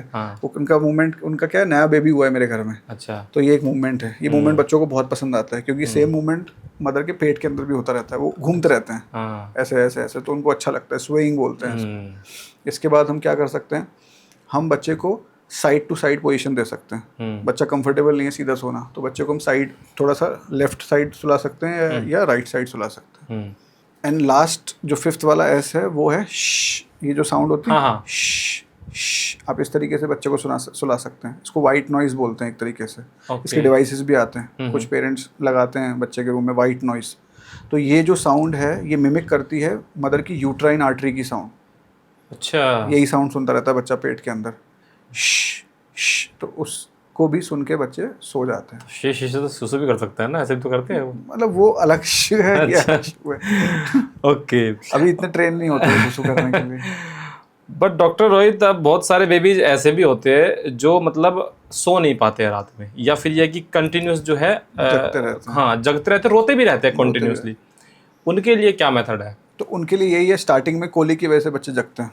तो आपको कोलिक को कम करना है। कोलिक को कम करने के मेथड्स होते हैं, जैसे कि मैंने स्टार्टिंग में बताया स्किन टू स्किन कांटेक्ट, जी, ठीक है। उसके अलावा बच्चे की टमी मसाजेस कर सकते हैं। बच्चे को दूध पिलाने के बाद कंधे पे लेके बर्पिंग करानी है। बच्चे को उल्टा लेटाना है, जब बच्चा एक्टिव है, जगा हुआ है, तो बच्चे को पेट के बल लेटा दो, उसको टमी टाइम बोलते हैं। तो ये भी इम्प्रूव कराता है। इन सब चीज़ों से इम्प्रूव नहीं हुआ तो आप बच्चे को फ्रेश एयर में लेके जाओ, डिस्ट्रैक्ट करो बच्चे को। बच्चा नहीं डिस्ट्रैक्ट हो रहा तो एक ड्रॉप्स आती हैं, कोलिक की ड्रॉप्स बोलते हैं उसको, वो आप यूज़ कर सकते हैं, but that is a last resort. बाद में ऐसा नहीं कि रेगुलर यूज़ करना। और उसके अलावा कुछ भी नहीं कर रहा तो सबसे बड़ा रामबाण है, बच्चे को गाड़ी में बैठाओ, एक चक्कर लगाओ रात में 3 बजे और बच्चा सो जाएगा, फिर आके सो जाओ। बहुत सारे पेरेंट्स करते हैं, बहुत सारे पेरेंट्स रिलेट भी कर पाएंगे। आप भी करोगे? मतलब घूमने का शौक बचपन से होता है क्या? घूमने का शौक नहीं, इट इज बेसिकली डिस्ट्रैक्शन। गाड़ी के अंदर क्या आप हिलते रहते हो ना ऐसे करके, तो बच्चे ऐसे इस मूवमेंट में वो ऐसे, आई थिंक कुछ इंस्ट्रूमेंट भी आते हैं घर पे जिन्हें पालना बोलते हैं ना, उनकी आदत नहीं डलवानी चाहिए। अच्छा, मतलब वो यूज करना है तो आप डे में यूज करिए, रात में नहीं। क्रैडल्स जो बोलते हैं, और वो आपके बेडरूम में तो बिल्कुल नहीं होने चाहिए। अच्छा, क्योंकि बच्चे को एक बार आदत पड़ गई ना, फिर वहीं जाएगा। एक मदर का मेरे पास मैसेज आया था इंस्टाग्राम के ऊपर जी, वो बोल रही थी कि सर मेरे को सुसाइडल थॉट्स आ रहे हैं। क्यों? पूरी रात मुझे बैठ के ऐसे करना पड़ता है बच्चे पूरी रात। 1 सेकंड भी अगर मैंने रोका, बच्चा नहीं उठ जाएगा, रोने लगेगा पूरी रात ये मूवमेंट, क्योंकि उसको आदत लग गई है। इसलिए मैं बोलता हूँ जो स्वेडलिंग जो है, जो स्विंगिंग वाला जो आपकी जी, डिवाइसेस जी, आप बोल रहे झूला हो, बोलते क्रैडल हैं बच्चों का। हाँ, जी, क्रैडल बोलते हैं उसको, जी, जी। तो वो आप बेडरूम में तो मत ही रखो, अच्छा। दिन में यूज़ करो, ब्राइट लाइट में यूज़ करो, हम्म, है ना, कि बच्चा उसको एक्टिविटी का पार्ट समझे, बच्चा उसको सोने के साथ रिलेट ना कर ले। अगर बच्चे ने सोने के साथ रिलेट कर लिया ना, तो it is very problematic. Okay. थोड़ा हेयर कटिंग को लेके बात करते हैं, बच्चों को मुंडन जिसे कहते हैं, अक्सर हमारी संस्कृति में है, कॉन्ट्रोवर्शियल है, बट मैं तो एक हेल्थ परिप्रेक्ष्य से उसको मैं जानना चाहता हूँ कि क्या मुंडन करना जरूरी है या नहीं है, किस उम्र के बाद मुंडन करा सकते हैं बच्चों का? देखिए, मुझे हर चीज़ का तो ज्ञान है नहीं जी। ठीक है। हाँ। अब मैं बोलूँ मैं सर्वे सर्वा हूँ, मुझे सब चीज़ पता है। जी। मैं डॉक्टर हूँ, मैं डॉक्टर की तरह बात कर सकता हाँ हूँ। बिल्कुल वैसे ही। रिचुअल्स के बारे में आपको आपके पंडित जी ज़्यादा अच्छे से बताएंगे। जी, जी, जी, जो हमारे महात्मा धर्मात्मा गुरु जी, जी हैं, उसके पीछे क्या लॉजिक है, जी। तो मैं उस चीज़ में नहीं जाना चाहता। ओके। क्योंकि मैं इतने बड़े यूनिवर्स का एक इतना सा पिन पॉइंट हिस्सा हूँ। बिल्कुल सही बात है ना। जी। हो सकता है कि एक अलग दुनिया भी हो, जो ऐसे ही बैठ के कहीं पॉडकास्ट भी कर रहे हो। बिल्कुल बिल्कुल। हमें नहीं पता। बिल्कुल सही बात है। ठीक है, इस गैलेक्सी के अंदर क्या है, और मैं बोल दूं कि बिल्कुल नहीं कराना चाहिए क्योंकि साइंटिफिक नहीं है, ऐसा नहीं है। अकॉर्डिंग टू साइंस अगर मैं बोलूं, तो अकॉर्डिंग टू रिचुअल, आप रिचुअल वालों से पूछिए, वो ज़्यादा अच्छे से एडवाइस कर पाएंगे। लेकिन अकॉर्डिंग टू साइंस इसका कोई आपका बालों की ग्रोथ पे, बालों की शाइन पे, बालों की हेल्थ पे कोई इफेक्ट नहीं पड़ता। अच्छा। अकॉर्डिंग टू साइंस कोई इफेक्ट नहीं पड़ता। ओके। क्या होता है कि मुंडन करा देते हैं, उसके बाद टच करते हैं बाल को, अरे ये तो मोटे मोटे बाल, बढ़िया बढ़िया बाल आ रहे हैं। ऐसा नहीं होता। अच्छा। ऐसा नहीं होता। आपके फॉलिकल्स पे डिपेंड करता है, आपके जीन्स पे डिपेंड करता है, आपके जेनेटिक्स पे डिपेंड करता है। अगर पेरेंट्स के जीन्स अच्छे हैं तो वो अच्छे जीन्स देंगे, उससे बाल अच्छे आएंगे। इररिस्पेक्टिव आप, कुछ पेरेंट्स 3-3 बार मुंडन करा देते हैं तब भी अच्छे बाल नहीं आते। ये भी तो होता है। तो इसका कोई वो नहीं है साइंटिफिक एविडेंस। बस ये है कि आप कराइए तो सेफ तरीके से कराइए, एटलीस्ट 6 महीने के बाद कराइए, ताकि बच्चे की जो प्राइमरी वैक्सीनेशन है वो हो जाए। प्राइमरी वैक्सीनेशन के अंदर एक टिटनस का टीका भी लगता है। जी जी जी। तो कभी कभी क्या होता है, इंडिया बहुत वैसे एंडेमिक कंट्री है, तो हमारे यहाँ हो ही सकता है टिटनस। तो कट लग गया बच्चे को, और वो किसी मिट्टी धूल के कांटेक्ट में आ गया, तो बच्चे को टिटनस हो सकता है। तो एटलीस्ट वैक्सीनेशन हो गया होगा तो बच्चे को प्रोटेक्शन मिला होगा। स्ट्रीट वेंडर से ना कराएं, ठीक है। ब्लेड वगैरह अच्छे से यूज़ करें, हाइजीन अच्छे से मेंटेन करें, कट्स वर्ट से बचें, एक्सपर्ट के पास करवाएं। लेकिन 6 मंथ्स के बाद करवाइए आइडियली। अगर आइडियली करवाना है तो मैं तो बोलूँगा कि 15 महीने 18 महीने के बाद करवाइए। अच्छा, क्यों? जी बताइए। क्योंकि यहाँ पे एक गड्ढा होता है, सारे बच्चों को होता है सब खेलते भी रहते हैं, कुछ लोग उसके साथ, कुछ लोग तेल लगा के भरते भी रहते हैं, तो वो तेल वेल से भरता नहीं है। वो दिया इसीलिए गया है कि ब्रेन को जगह मिले ना भरने के लिए, है ना। और वो 15 से 18 महीने के आसपास भर जाता है जी, बंद हो जाता है। तो उसके बाद सेफ हैं आप, क्योंकि ये जो गड्ढा है ना, ये स्किन है, इसके नीचे एक लेयर है, उसके नीचे सीधा ब्रेन ही है आपका। कोई नीचे बीच में हड्डी वड्डी नहीं, कुछ प्रोटेक्शन नहीं है। तो आपके घर में कोई इसको टच करे तो टच नहीं करने दें उसको। ओके, इसका सिग्निफिकेंस है। तो 15 से 18 महीने, 15 से 21 महीने के आसपास ये बंद हो जाता है। उसके बाद आप कराइए आराम से, और सेफ हो जाएंगे आप। बाकी जो आपके अलग अलग कल्चर में अलग अलग रिचुअल्स होते हैं, कुछ लोग पैदा होते ही करा देते हैं। हाँ, वो मेरे पास बच्चे आते हैं, इसीलिए मैंने पूछा ये। वो तो that is wrong, very wrong. कराइए, लेकिन 15 महीने के बाद करा लो, कोई प्रॉब्लम नहीं। बहुत आपको जल्दी है 6 महीने के बाद, आइडियली 15 to 18 मंथ्स के बाद। 1.5 साल का बच्चा हो जाए तो ठीक है। डॉक्टर रोहित, कुछ ना मोस्ट सर्चेबल क्वेरीज है जो गूगल पे अक्सर हम लोग अपने बेबी केयर से रिलेटेड हम लोग पूछते हैं। आजकल के पेरेंट्स पहले गूगल करके ही आते हैं। गूगल, मुझे लगा सब कुछ हो गया, चैट जीपीटी पे तो लिखा हुआ है। तो वो है, तो मैं जानना चाहता हूँ, कि बहुत शॉर्ट में आप इनका आंसर दें कि क्या मतलब बेबी को जब हम फीडिंग कराते हैं, ठीक है, फीडिंग कराने के बाद में बेबी को ऐसे थपथपाना, बफ करना, ये ठीक है? बहुत ज़रूरी है, क्योंकि बच्चा फील करते करते थोड़े एयर भी ले जाता है अंदर। अच्छा। उससे बच्चे का पूरा एयर पेट में भर जाता है। अगर आपने बच्चे को डकार प्रॉपर्ली नहीं दिलवाई तो वो एयर बच्चे को परेशान करेगी, गैस जी, और बच्चा उल्टी भी कर सकता है। ओके। तो burping is very very essential, at least for first 3-4 months करना चाहिए। हाँ, बच्चा जब पलटना शुरू कर देता है तब इतना जरूरी, फिर तो अपने भी कर लेता है वो सब कुछ। ओके। अगर ब्रेस्ट मिल्क हमें नेचुरली इंक्रीज करना है अपना किसी मदर को, तो क्या 4-5 टिप्स हो सकते हैं आपके अनुसार? सबसे बेस्ट है फ्रीक्वेंट फीडिंग। लगातार फीडिंग कराओ। फ्रीक्वेंट, हाँ, मतलब जब जब कराते हैं। हाँ, जी, टाइम पे 12 दिन में 10-12 बार आप फीड कराओगे, उससे ब्रेन को बार बार स्टिमुलेशन मिलेगा, वो डिमांड को मेंटेन करके रखेगा। उसके साथ साथ कुछ साइंटिफिक इनका एविडेंस नहीं है, लेकिन बहुत सारे लोग बोलते हैं कि मेथी, जीरा, अजवाइन का पानी पिला दो, गोंद के लड्डू खिला दो। एक पाउडर आता है शतावरी, वो भी कुछ मदर्स को हेल्प किया है। आई डोंट नो कितना हेल्प, साइंटिफिक कोई उसका रोल सच नहीं है, पर कुछ मदर्स बोलती हैं कि हेल्प करता है। स्किन टू स्किन कांटेक्ट जरूरी है, बहुत ज़रूरी, बहुत अच्छा। मदर बॉन्ड करे बच्चे के साथ, जी, हंसे, मुस्कुराए, मसाज करे बच्चे का, तो एक इमोशनल डेवलपमेंट बढ़ता है, उससे भी ब्रेस्ट मिल्क का सप्लाई इंक्रीज हो जाता है। वोमिटिंग फीडिंग के बाद में जो है बेबी को वोमिटिंग क्यों होती है? इसीलिए होती है, हवा चला जाता है अंदर। ओके, ठीक है। और एक और कॉन्सेप्ट है इसका, जो हमारा फूड पाइप है जी, उसके बाद आता है स्टमक जी, वहाँ पे होता है स्पिंक्टर। स्पिंक्टर क्या होता है? एक रबर बैंड मान लीजिए, जी, वो बच्चों के अंदर लूज होता है। अच्छा, हमारा स्पिंक्टर ऐसे है, हाँ, बच्चों का ऐसे होता है, अच्छा, तो वो दूध निकलता रहता है, ओके, तो उसको गैस्ट्रो ईसोफेजियल रिफ्लक्स बोलते हैं। ओके, बट ये नॉर्मल है, ये 9 महीने से 12 महीने तक अपने आप ये टाइट हो जाता है स्पिंक्टर, उसके बाद ये कम हो जाता है।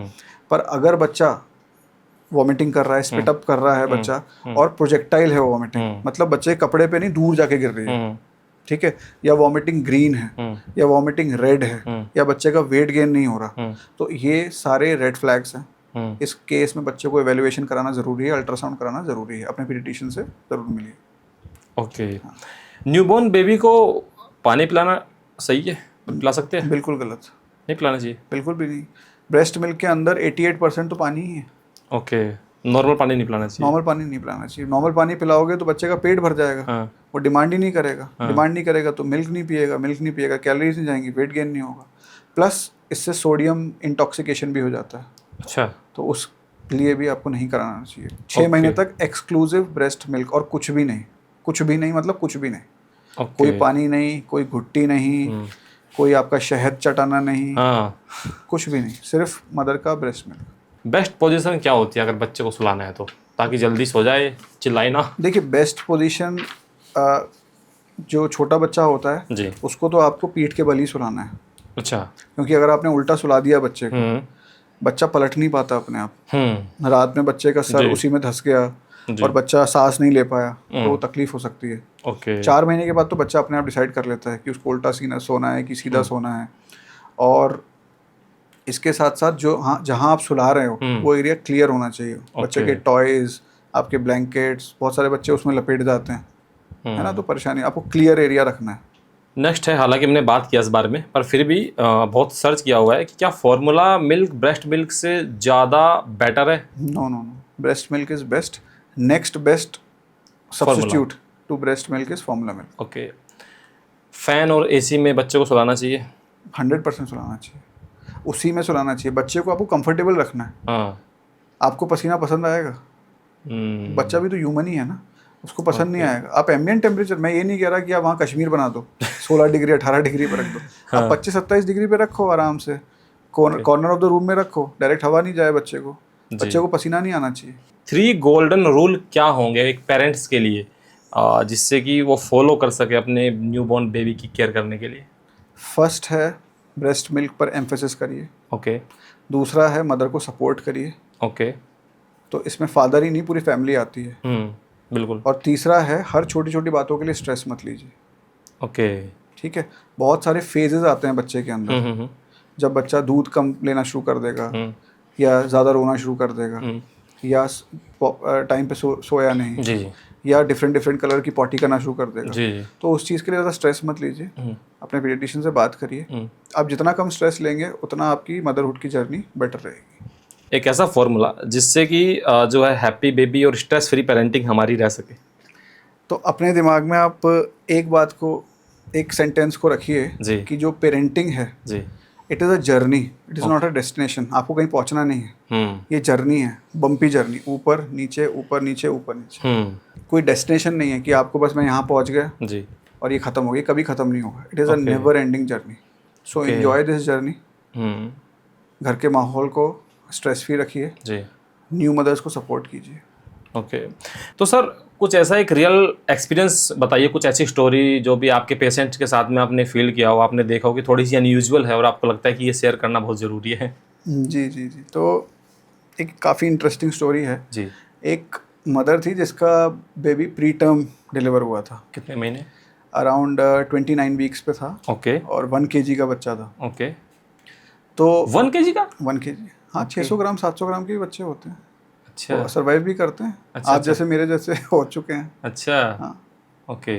तो mother was trying very hard. जी। She was very supportive. जी। सारी बातें सुनती थी, मानती जी। थी। उसने बहुत कोशिश किया फीड कराने का। वो फीड नहीं करा पा रही थी। ठीक है। तो धीरे धीरे करके फिर घर पे भेजा हमने बच्चे को। जी। घर पे जाके भी उनकी यही परेशानी थी जी। कि सर मैं सब कुछ ट्राई कर रही हूँ, ब्रेस्ट फीडिंग नहीं करा पा रही हूँ, मैं क्या करूँ। तो मैंने उनको एडवाइस किया कि आप सिर्फ बच्चे के साथ टाइम स्पेंड करिए, है ना। बच्चे को गाना सुनाइए, बच्चे को बाकी जो चीज़ें हैं वो तो आप जो चीज़ आपके हाथ में एटलीस्ट वो तो करिए। ब्रेस्ट फीडिंग भी ट्राई करते रहिए। तो मदर ने ये सब करना शुरू किया। लोरी गाना, बच्चे का टाइम से सब कुछ पूरा केयर वेयर सब कुछ अच्छे से करना शुरू किया। तो उस बच्चे ने अपने माइलस्टोन्स टाइम पे अचीव कर लिए, इनफैक्ट थोड़ा अर्ली अचीव कर लिए। ओके। और ये हमारे लिए बहुत सरप्राइजिंग था। हाँ। तो क्या है मोरल ऑफ द स्टोरी? ये है कि मदरहुड जो है जी, ये सिर्फ एक्सक्लूसिव ब्रेस्ट फीडिंग के ऊपर डिपेंडेंट नहीं है। It is exclusive love. हाँ। आपको सब कुछ देना है। एक मदरहुड जर्नी के अंदर 100 चीज़ें होती हैं। हाँ। ब्रेस्ट फीडिंग तो 1-2 पार्ट है। बिल्कुल। 98-99 पार्ट्स भी हैं। आप वो सब ठीक रखो, आपका बच्चा अच्छे से ग्रो करेगा। ओके। जरूर, चाहे वो प्री मैच्योर ही हो, चाहे वो प्री मैच्योर क्यों ना हो। तो ये काफ़ी फैसिनेटिंग स्टोरी है। काफ़ी मुझे इसने काफ़ी मूव किया। नहीं, ये उन लोगों के लिए भी एक मोटिवेशन है जो जिनको फीड हो नहीं जाता करा है। पाती हैं और गिल्ट में रहती हैं। गिल्ट में भी रहती है कि उनको लगता है कि पूरा जो मदरहुड है वो पूरा सिर्फ ब्रेस्ट फीडिंग के ऊपर ही है। अगर मैंने ब्रेस्ट फीडिंग कराया तो I am a very good mom. अगर मैं ब्रेस्ट फीडिंग के अलावा कुछ और दे रही हूँ तो I am a bad mom. Bad mom जैसा कुछ होता ही नहीं है। Every mom is a great mom. और ये उन लोगों के लिए भी जिनका बच्चा प्री मैच्योर हुआ है, जैसे आपने बोला 1 किलो का, और आप अभी हम लोग बात करते हैं कि जो एक हेल्दी बच्चे के जो होता है 2.5 kg के आसपास होता है, लेकिन बहुत लोगों का प्री मैच्योर होता है, तो उनको भी घबराने की जरूरत नहीं है। वो सब चीजें ठीक कर सकते हैं बाद में भी। हम लोगों ने आजकल, मतलब आपके ऑडियंस को मैं बता दूं, आजकल चीज़ें इतनी एडवांस हो चुकी हैं। मतलब हम लोगों ने इतना चीज़ें यूज़ करते हैं जिससे हम बच्चे को अच्छे से अच्छा best care, NICU care, neonatal intensive care unit जो होता है NICU, वो केयर दे सकते हैं। और किसी भी ग्राम के बच्चे को हम बचा सकते हैं। नाइस। ज़्यादा ज़्यादा डॉक्टर रोहित, वो लोग जो आपसे मिलना चाहते हैं, आपसे कंसल्ट करना चाहते हैं, आपसे बातचीत करना चाहते हैं अपने बेबी केयर को लेकर के, तो आपसे कैसे कांटेक्ट कर सकते हैं? मेरा इंस्टाग्राम है जी, इजीली रीचेबल है। काफ़ी लोग जानते भी होंगे। नन्हे बच्चों का समथिंग है? हाँ, नन्हे बच्चों का डॉक्टर। हाँ, नन्हे बच्चों का डॉक्टर रोहित भारद्वाज मेरा नाम है। आप उसमें मुझे DM कर दें। ओके। तो मैं कोशिश करता हूँ ज़्यादा से ज़्यादा रिप्लाई करने की, लेकिन जो हो पाएगा। अब देखते हैं, कुछ टीम वगैरह हायर करते हैं और इसको बेटर करते हैं। बिकॉज काफ़ी लोगों को मैं नहीं दे पाता हूँ रिप्लाई, बट कुछ लोगों को किए भी हैं। बता देंगे लोग कमेंट्स में। बिल्कुल बिल्कुल बिल्कुल बताइएगा। और अगर आप भी पेरेंट्स बनने वाले हैं या बन चुके हैं या अभी जस्ट बनने ही वाले हैं, तो यह पॉडकास्ट मुझे लगता है आपके लिए गोल्डन रूल साबित होगा, क्योंकि इसमें हमने हर उन चीज़ों के बारे में बातें की है जो आपके न्यूबॉर्न बेबी केयर को लेकर के है।